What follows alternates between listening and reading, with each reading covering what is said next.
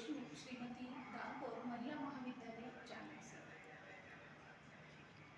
आभासी पटल 15वें faculty induction programme के अंतर्गत UGC Malviya mission teacher training centre के अंतर्गत डॉक्टर बाबा साहेब अम्बेडकर मराठवाड़ा विश्वविद्यालय छत्रपति संभाजी नगर आयोजित इस फैकल्टी इंडक्शन प्रोग्राम के अंतर्गत सेमिनार विषय के तहत, मेरा विषय है हिंदी। तो इस हिंदी विषय के तहत मेरा आज का जो सेमिनार का विषय है महादेवी वर्मा, इस विषय पर मैं सेमिनार का मेरा विषय है। मेरा अनुक्रमांक है 96, रोल नंबर 96। जो छायावाद के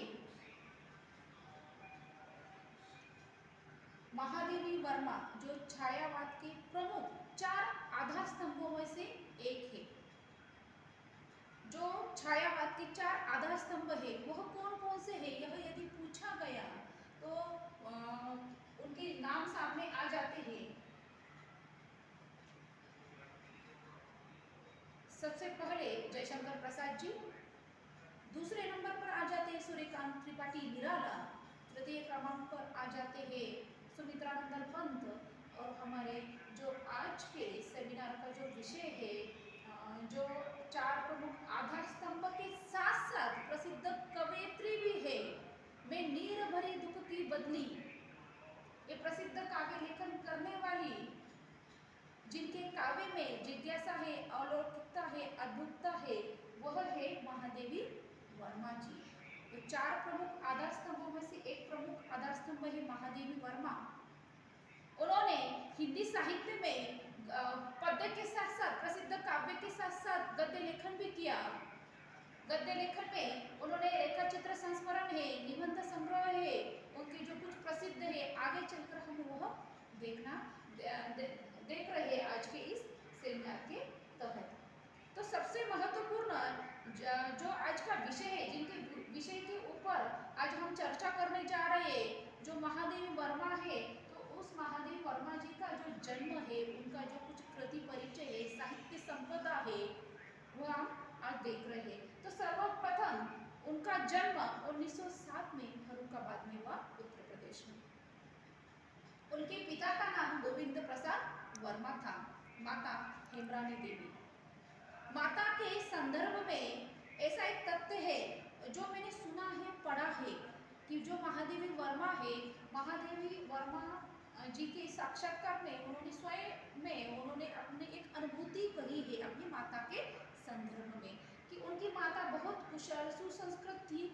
उनको हिंदी के प्रति, महादेवी वर्मा को हिंदी के प्रति उनकी रुझान बढ़ाने के लिए किसने प्रवर्तक किया, तो उनकी माता ने किया है।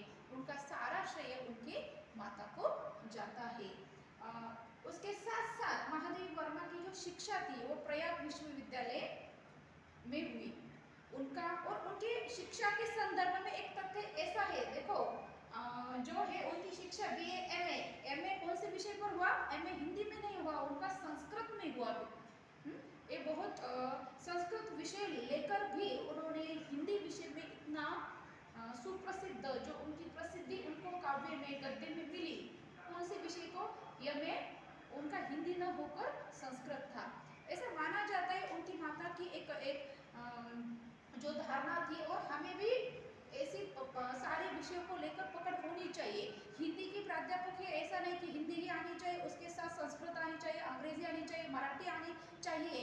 आज की प्रासंगिकता देखो, जो कुछ काव्य है, लेखन है, गद्य है, उसी समय महादेवी वर्मा जी ने संस्कृत विषय का ज्ञान लेते हुए भी हिंदी में इतनी अच्छी प्रसिद्ध काव्य कृति, गद्य लेखन कृति की है।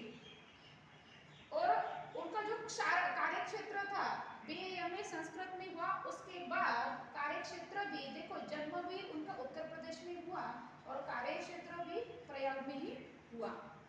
प्रयाग में वो प्राचार्य पद के ऊपर उन्होंने कार्य क्षेत्र बहुत कुशलता से संभाला उनका।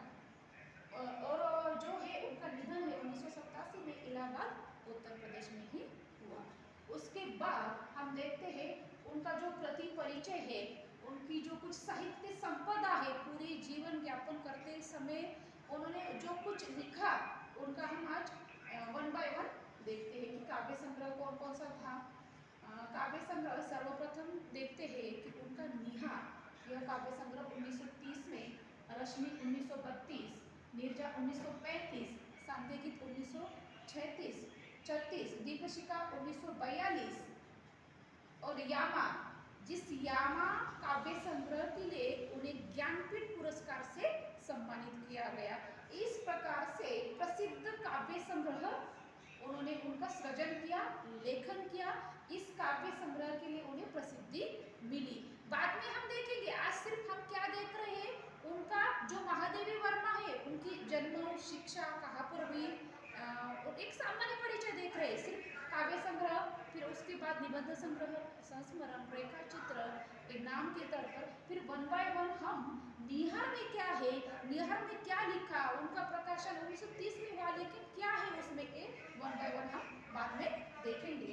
उसके बाद आता है उनका जो कुछ है रेखा चित्र और संस्मरण, यह विधा लिखी है। मुझे लगता है कि रेखा चित्र किसे कहते हैं, संस्मरण, ये दो विधाएं अलग है। रेखा चित्र किसे कहा जाएगा, तो रेखा चित्र जिसके एक व्यक्ति के जीवन पटल को एक जीवित साक्षात रूप जब लाया जाता है, कौन सा है कि रेखा चित्र अपने शब्दों के माध्यम से रेखांकित करते, खींचते हैं, उसे रेखा चित्र कहा जाता है। और संस्मरण क्या है, संस्मरण एक ऐसी विधा है कि स्मृति के आधार पर है, वो किसके आधार पर, स्मृति के आधार पर। रेखा चित्र और संस्मरण ये दोनों का मिलाप उनके इसमें आ जाता है। महादेवी वर्मा एक ऐसी है व्यक्तित्व उनका कि उनका रेखा चित्र और संस्मरण और दोनों हमें एक साथ दिखता है। तो प्रसिद्ध अतीत के चलचित्र 1941, स्मृति की रेखाएं 1943, पथ के साथी और मेरा परिवार, ये चार क्या है, रेखा चित्र और संस्मरण उनके प्रसिद्ध है। तो ऐसा भी कहा जाता है कि मेरा परिवार रेखा चित्र और संस्मरण में क्या है, उनका जो परिवार था वो बहुत बड़ा था, सिर्फ मनुष्य थे कि उनके परिवार में नहीं, उनके परिवार में पशु पक्षी जीव जंतु का भी वर्णन है। मेरा परिवार इस संस्मरण और रेखा चित्र में उनका वर्णन, और बाद में मैं बोल रही हूँ कि बार बार कि आपको बाद में मैं क्रम स्वरूप या विस्तार से आपको समझाऊंगी उसमें क्या है। उसके आगे भी जाते हैं, महादेवी वर्मा एक ऐसा व्यक्तित्व है, उन्होंने में पद्य के साथ साथ निबंध संग्रह भी लिखे। निबंध संग्रह में उन्होंने श्रृंखलात्मक कड़ियाँ, विवेचनात्मक गद्य, साहित्यकार की आस्था एवं अन्य निबंध, संकल्पिता और क्षणदान, इस प्रकार के उनके निबंध संग्रह प्रसिद्ध है।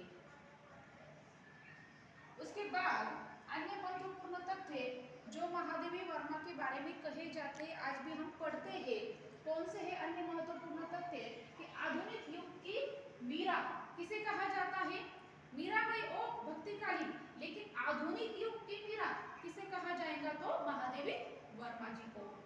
उसके बाद सप्तपर्णा अनुदित कृति 1959 में प्रकाशित वैदिक, लौकिक एवं बौद्ध साहित्य का अनुवाद किया। उन्होंने पद्य के साथ गद्य के साथ अनुदित काव्य भी किया है।